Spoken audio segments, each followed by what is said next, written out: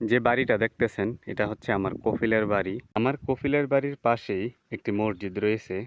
এটা হচ্ছে মসজিদ। এই মসজিদটা সম্ভবত আমার কফিল বা কফিলের বাবা তারা তৈরি করেছিল। মসজিদটা অনেক পুরাতন। এই মসজিদের বয়স 40 বছরেরও বেশি। সুবহানাল্লাহ। এই মসজিদে আমার কফিলের ছেলে ইমামতি করে। এটা সরকারি মসজিদ। তবে জুমার নামাজ পড়ানোর জন্য অনুমতি নেই।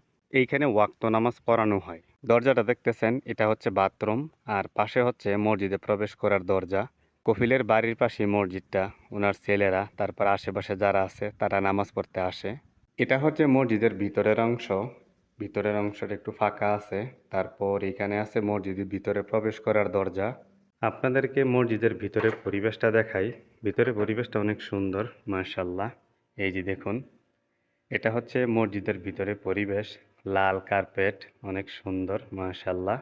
বরাবর জায়গাটা হচ্ছে ইমামের জায়গা। ইমাম ওইখানে নামাজ পড়ায়। ডাইন সাইডে আছে একটি র্যাক, ওই র্যাকের মধ্যে কোরআন মাজিদ রয়েছে। তারপর বাম দিকেও আছে দুটি র্যাক, ওই র্যাকের মধ্যেও কোরআন মাজিদ রয়েছে। যখনই মুসল্লিরা মসজিদের ভিতরে আসে কোরআন মাজিদ পড়ে। মসজিদের ভিতরে এসি আছে, ফ্যান আছে।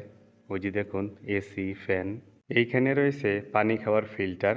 মুসল্লিরা মসজিদে আসে, পানি তৃষ্ণা লাগলে পানি খেতে পারে। এই মসজিদ তৈরিতে আমার কফিল সাহায্য করেছিল। আজকে কফিল নেই, কিন্তু মসজিদটা রয়েছে। আল্লাহ কফিলকে জান্নাতুল ফেরদৌস নসিব করুক, আমিন।